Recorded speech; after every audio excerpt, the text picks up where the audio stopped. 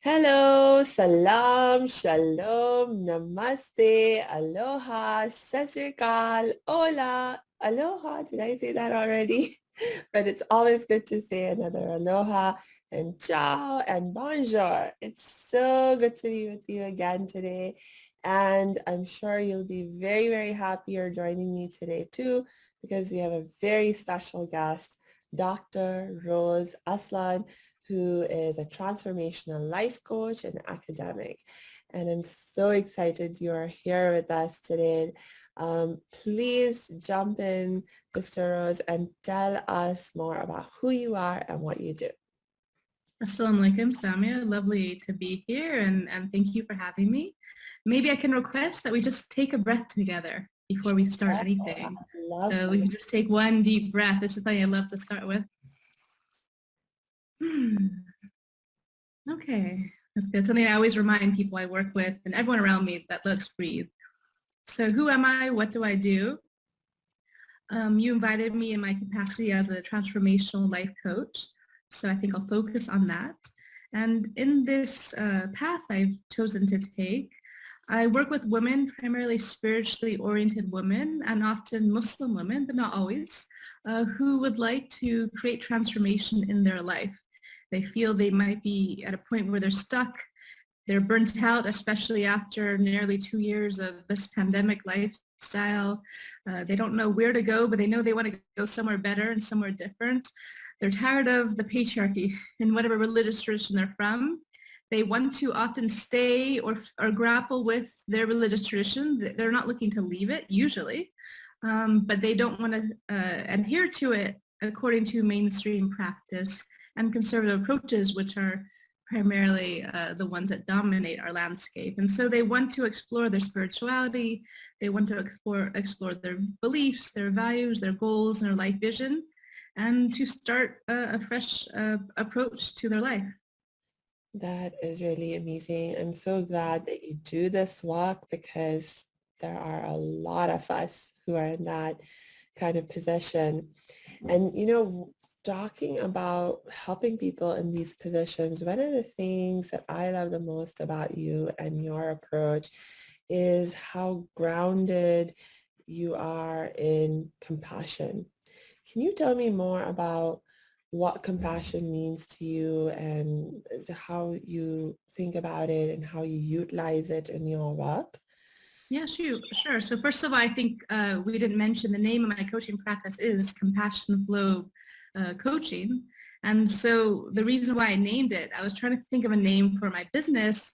And I was like, what is the word I use the most? And then I was speaking to some friends. And everyone said, it's compassion. That's the word you use all the time. And I thought of the word flow because I wanted compassion to flow in my life as well as the life of my clients. And so compassion really is this pivotal concept that I embrace in my life and then share with others. I embrace compassion both from my perspective of being a Westerner, whatever that means. You know, I've been inspired by scholars and speakers such as Dr. Kristen Neff, who's an academic who studies self-compassion and self-love. She has a number of books that are on this topic. When I read her work, I was quite inspired because she said that self-love, self-compassion is a huge motivator that will help us seek out a better life, whereas fear is actually a really bad way to motivate ourselves. It's not going to get us to the height of our life that we are really looking for. So on one end, I'm really invested in compassion as a Westerner with you looking at evidence-based practices, but then on the other end, I'm also a Muslim and I think about the world, I try to think about the world from a Quranic framework. So when I think about this phrase that Muslims always say, it's a prayer, Bismillah ar-Rahman ar-Rahim, in the name of God, the most merciful, the most compassionate. This is something that most Muslims, I don't know how many times they say this a day. They say it countless times a day. Most Muslims wouldn't be able to tell you how many times a day they say this prayer because they say it in their regular prayers. They say it before they eat, before they drive, before really any activity whatsoever. It's a way to start anything new. And so this prayer, this phrase contains within it acknowledgement of God and starting everything with the acknowledgement and awareness of God, but primarily God in terms of God's feminine attribute. When we say Bismillah ar-Rahman ar-Rahim, we're referring to the Jamali attributes of God, which are the beautiful attributes of God, in contrast to the Jalali or the majestic attributes of God. And the Jamali or the beautiful attributes of God are attributes that are really going back to the feminine qualities of our divine creator. So God as a merciful, compassionate, all-forgiving being.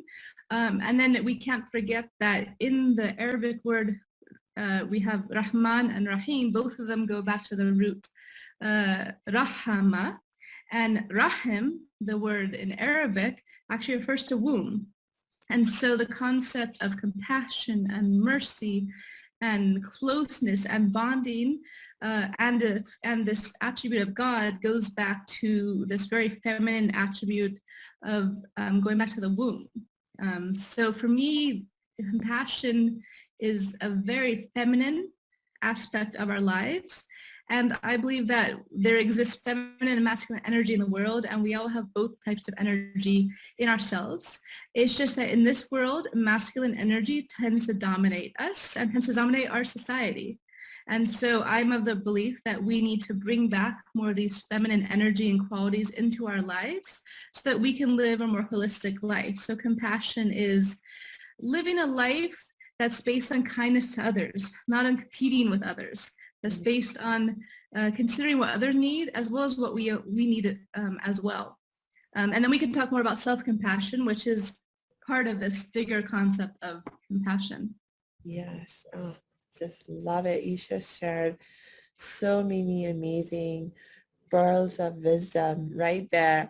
One of the questions that's really coming to my mind right now is you were just talking about how central this concept of compassion is in the Quranic concepts and in the Islamic framework, if you look at it from this kind of Quranic perspective.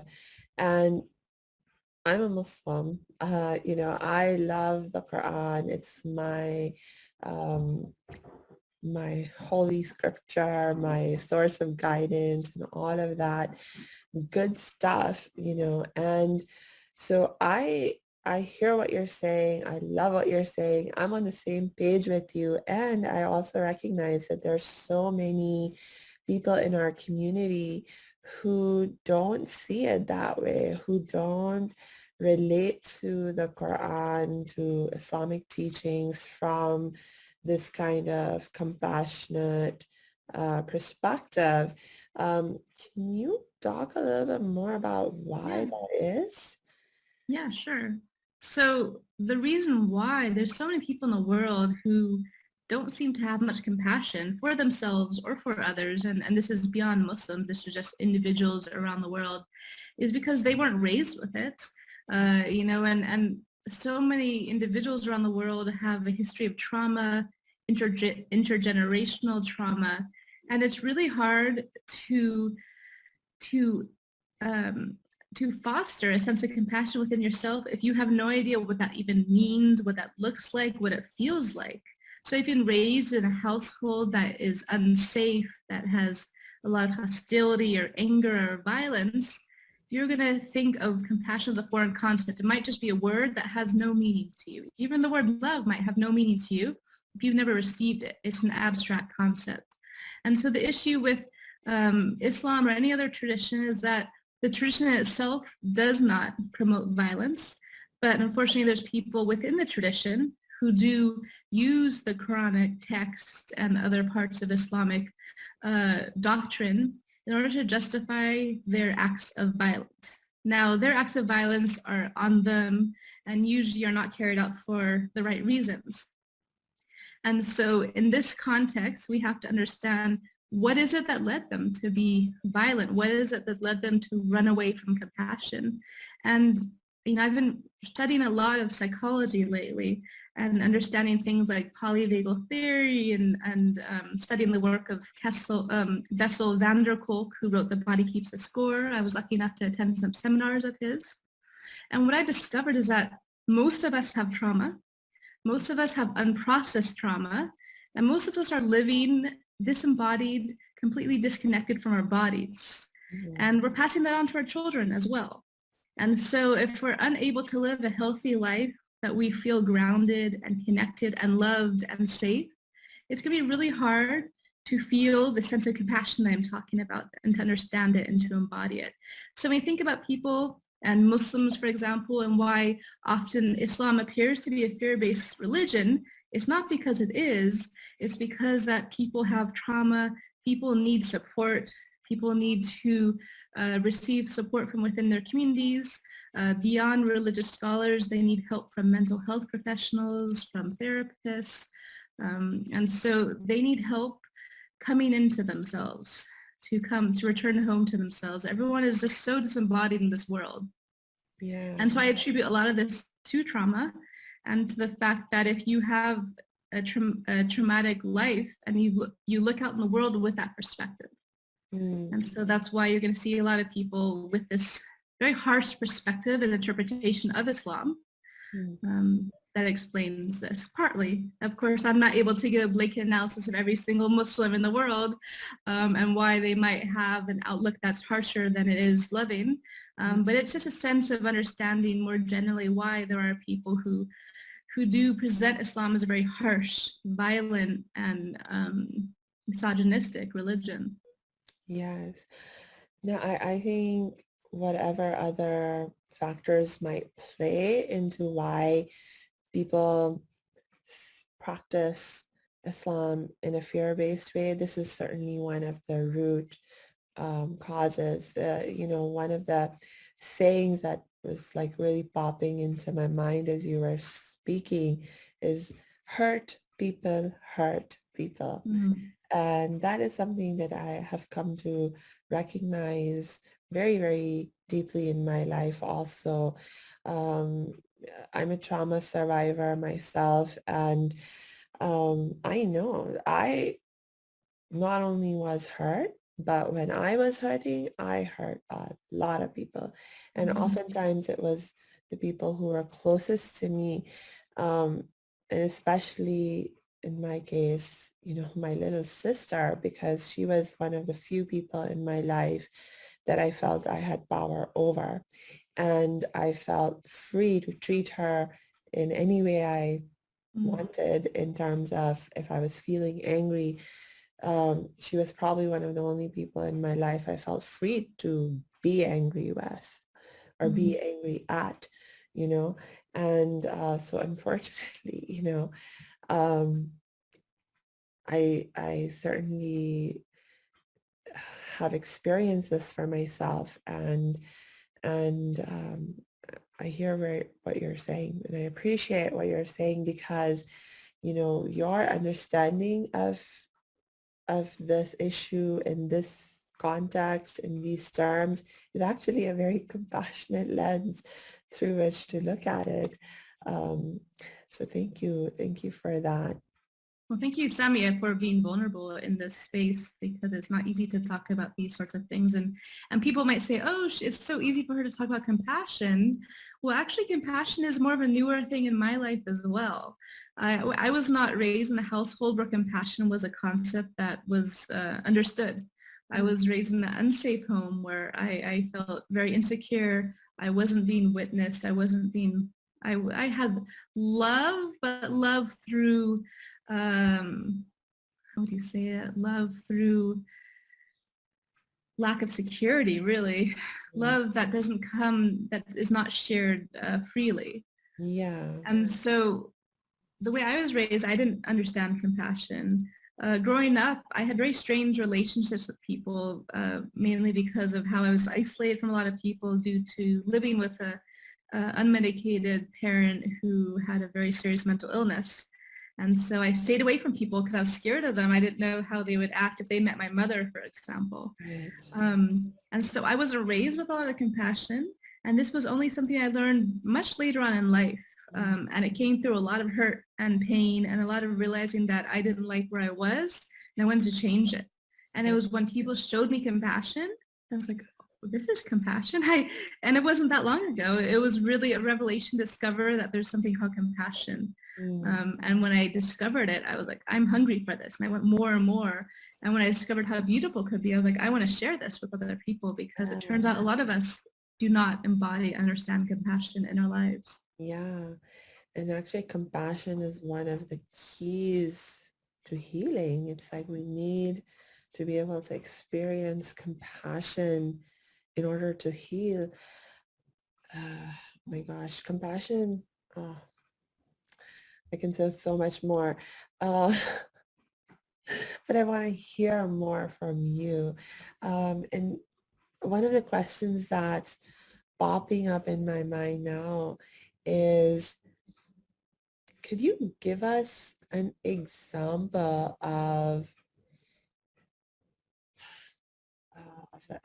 a practice or something that we do, and sort of compare and contrast our doing it from a fear-based perspective versus a compassion-based perspective? Yeah, sure. One practice I'd like to talk about is prayer, and prayer in the context of Islam, because I'm actually when I'm wearing my academic hat, I'm finishing up a book about American Muslims' practice of prayer in post 9/11 United States.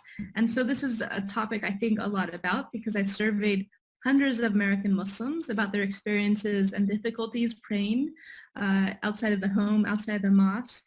The legal aspects, the aspects that the fact that the media portrays prayer in such despicable and scary ways. And so Muslims in America, to start with, when they pray in public, they're very anxious. They're often very scared that a non-Muslim will cite them and think that they're up to something insidious, while really they're just praying. And so we have the layer of that, but then we have the layer of Muslims within the context of Islam and what prayer means to them. And based on my survey and based on my own practice, based on speaking to many Muslims about their experiences, not just in the United States, but in other countries, such as in Turkey, where I now live, I've discovered that a lot of Muslims feel that they're praying as a mechanical practice. They have lost their sense of awe and love when they pray. And a lot of people have told me that when they pray, it's really because they're worried of the consequences of what would happen if they don't pray. And so they're praying out of a sense of obligation. And yes, prayer is seen as a pillar of Islam and an obligation. If you want a term, we can also label something else from a compassion-based perspective. But when you do a practice because you're worried about what will happen if you don't, that's a fear-motivated approach to prayer. And it means that people are praying because they're scared. They're scared that God will punish them if they don't. This is the perspective of many people I've spoken to. And so if we contrast it to a compassion-based approach to prayer, it's very different. If it's a fear-based motivation, you say, I have to pray, and you pray, and maybe you'll feel something beautiful when you do it. Maybe you won't. You might feel nothing at all. When you approach prayer from a compassion-based practice, you approach it and you say, I get to pray. This was a gift given to me by God as a mindfulness practice. And it's a mindfulness practice that's punctuated throughout people's days, 5 times a day, starting very early, then happening in the middle of the day, happening in the mid-afternoon, sunset time, and evening time. And so it's a way that people can seek a few minutes of quiet time where they just get to speak to God and think of nothing else. God describes prayer as a gift, as something that humans were given so they may know God. And so if you think about it like that, it's a very beautiful act. It's profound, and it's deeply compassionate as a gift that Muslims received. And if a Muslim's able to say, I get to pray, I'm so excited to pray, because when I pray, I feel alive, I feel in my body, I feel connected to the divine and to all the world. Whatever they feel in that moment is something beautiful, and they look forward to renewing that feeling with every prayer. Now, the reason why a lot of Muslims don't feel that way is because they weren't introduced to prayer that way. Some young Muslims, for example, their parents might beat them so that they pray, or threaten them so that they pray.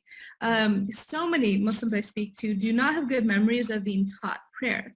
But the Muslims I do know who love to pray is because their parents taught them prayer in a beautiful way, and they have memories that are loving and compassionate about their parents teaching them the benefits and the connection that you receive from prayer. And so it's two very contrasting ideas of prayer based on someone's upbringing, on who is teaching them about it, and how they think about it. It's really about mindset practice. And as coaches, of course, one of the big things we work on is mindset. And really, it's an issue of mindset.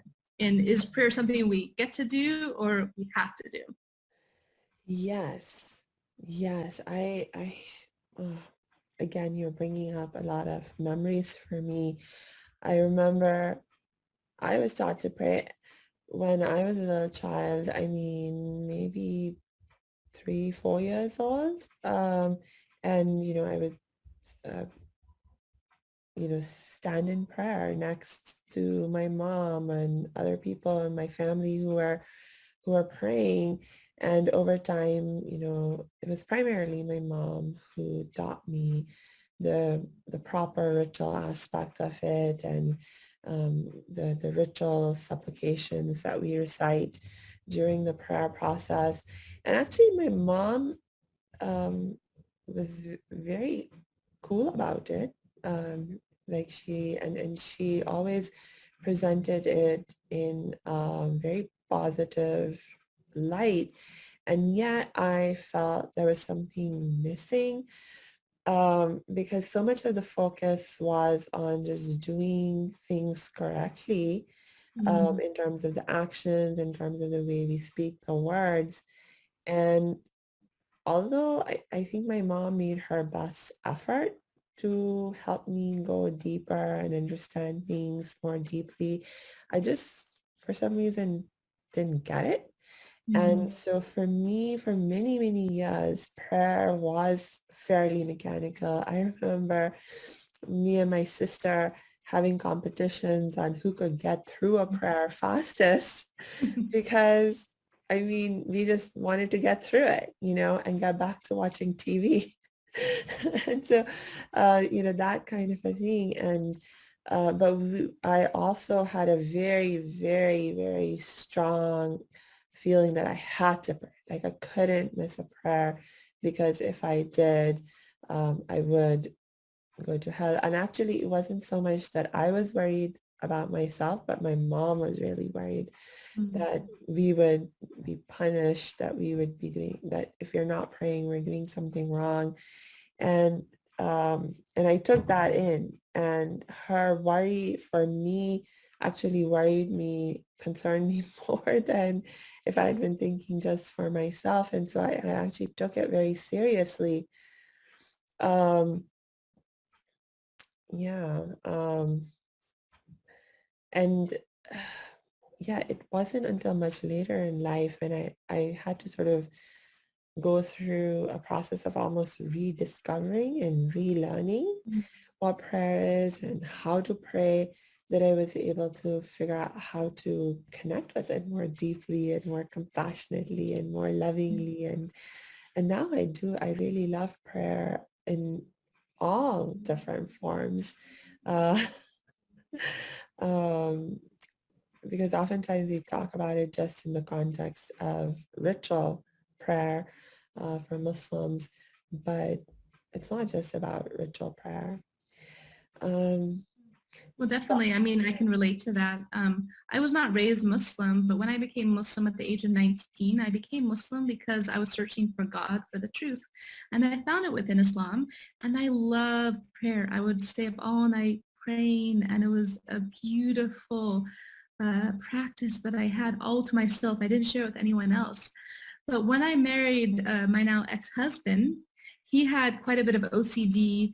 He came from the Middle East, and his approach to prayer was very much fear-based. And so even though I had become Muslim with this beautiful, loving approach to prayer, I lived with him a long time, and through that time I absorbed his understanding of Islam and his thoughts about ritual practice and why we do them, the consequences about them.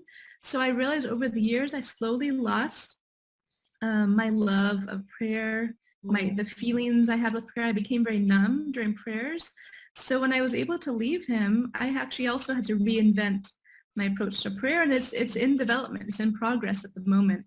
And what's really interesting about prayer in Islam versus other mindfulness practices, because I also do things like breath work, somatic experiencing, meditation, yoga.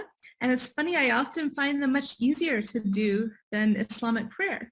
And it's funny because I know other Muslims who have the same thing. It's very easy to go set up for yoga, but for some reason Islamic prayer is a lot harder. And it's because when you have certain negative triggers attached to a practice, even if it's a beautiful practice, you have to do a lot of work to unpack what is triggering for you about this practice and to redefine it from your own perspective. If someone else has defined it for you, it's been tainted. And it's a lot of work, and it takes a lot of time and support from other people to redefine it, reapproach it, and make it mean something special to you again. Right. That is your own definition.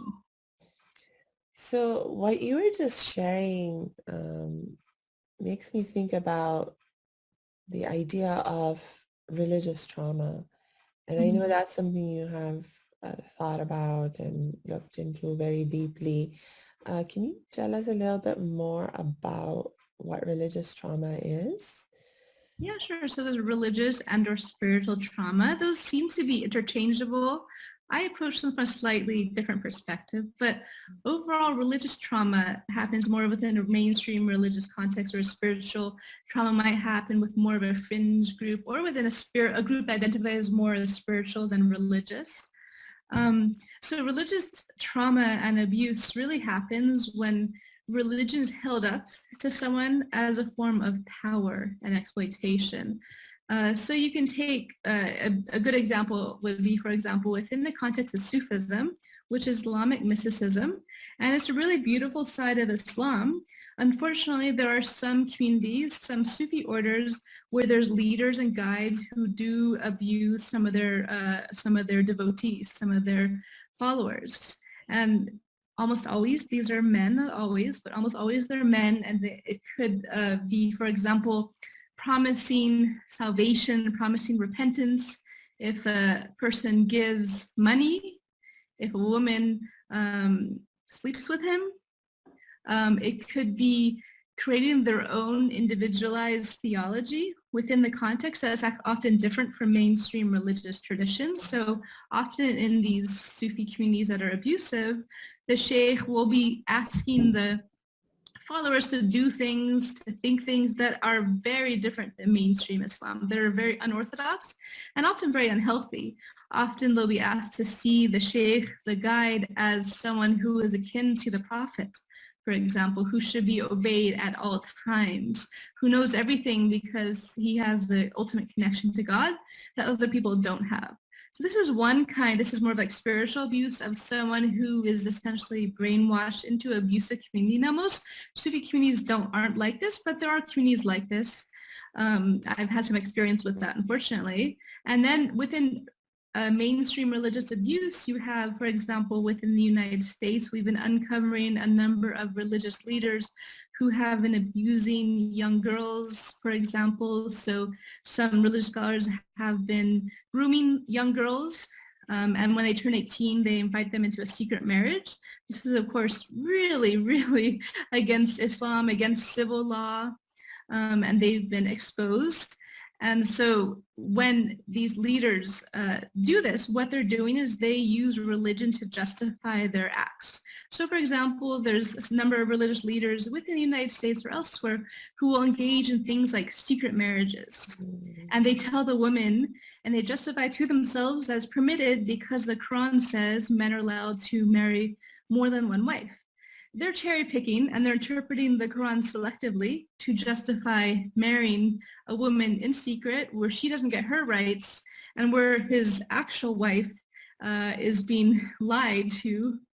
And so these sorts of abuses we don't know how common they are, but they're probably more common than we think. Mm. And it's very unfortunate that people who are exposed to this are then going to be turned away from Islam. Another more kind of common religious abuse you might experience is someone who grows up in a very conservative Muslim family, and I'm just speaking about Islam in this context, who again is told that everything they do has a consequence, a very negative consequence, and so they live their entire lives in fear. Especially young women are told that their bodies are a source of shame. They must cover from head to foot. Their virginity, if they lose it, they have no worth, for example. But the idea that a woman, her intrinsic merit, her intrinsic soul essentially is tied to her body is really damaging. Yeah. When in Islam, a woman is equal to a man in all ways, spiritually and physically, and she should be treated with love and compassion.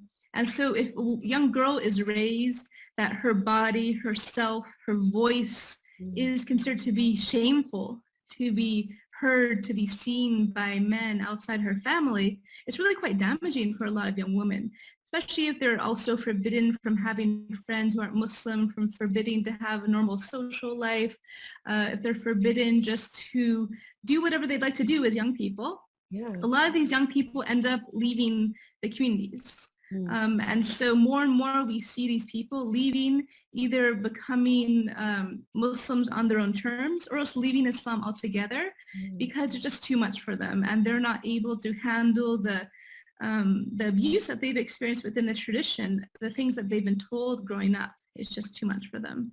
Yeah. That is so true. And, in these kinds of situations, when you've been experiencing religious trauma and you end up leaving the religion or the community, I say good for you. It's a good thing because um, it, this is not what God wants for us. It's not how God means for us to live. And even if someone else is saying, no, this is what God wants, it's not. And so when you leave this kind of a situation behind you, you divorce yourself from it, you're actually moving closer to what God wants for you. And so I say bravo, bravo. And God willing, after you have left this kind of abusive situation of experiencing religious trauma, God willing, you are able to find a more healthy spirituality, whether it's in the context of Islam, or outside. I really have come to this perspective that uh, the labels don't matter and certainly don't matter to God. And this is something very clearly that's talked about in the Quran itself. There's literally verses like whether you're a Sabian or a Christian or a Jew, anyone who believes in God and does good work has nothing to fear. Like this is a verse in the Quran itself, and it's telling us to God, the labels don't matter. It's about, your practice, your belief.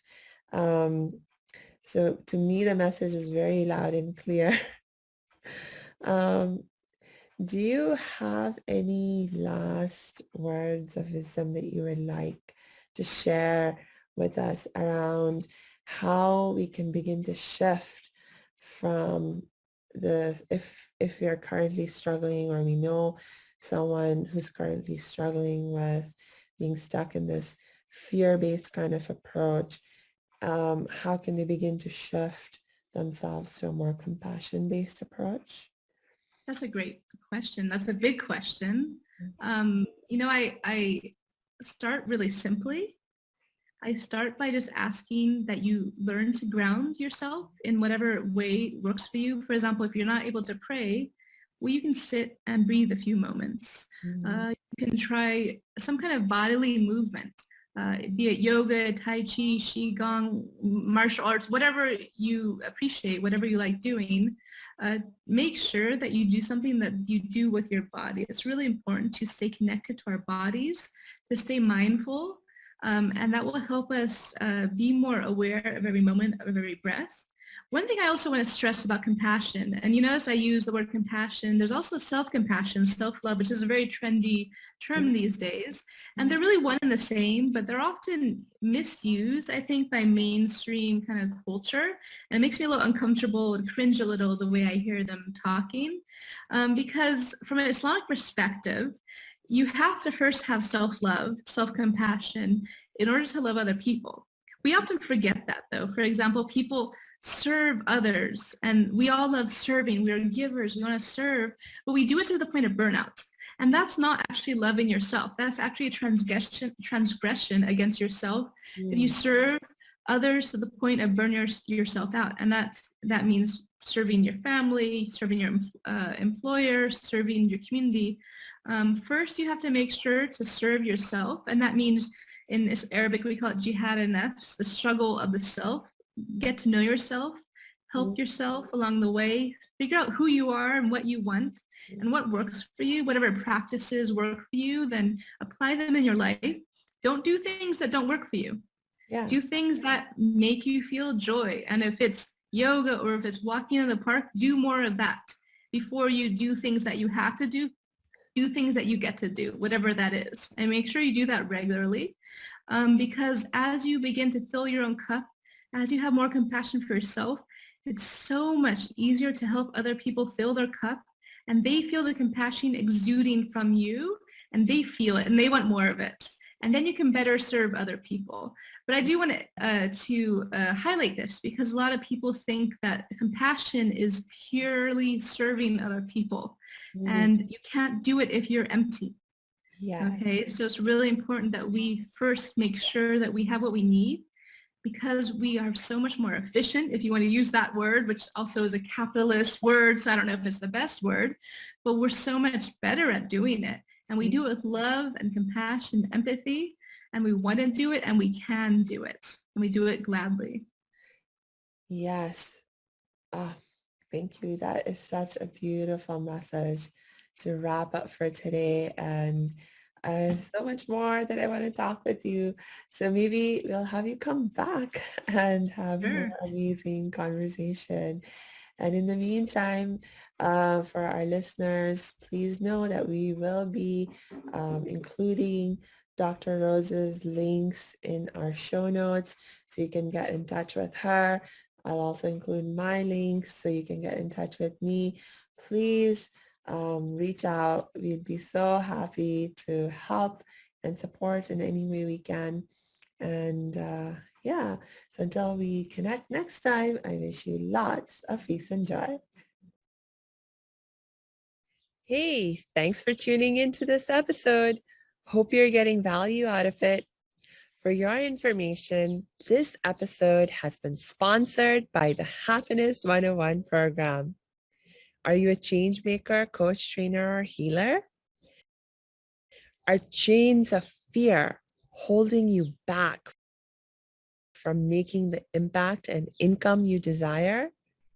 Using a unique combination of positive psychology and the spiritual wisdom of our most effective change makers, the Happiness 101 program helps you break through your limiting beliefs and manifest the abundance and success you desire with fun and ease.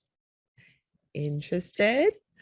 Book a free Happiness 101 exploration call with me, your happiness expert, Samia Bano. Just use my online calendar link in the show notes.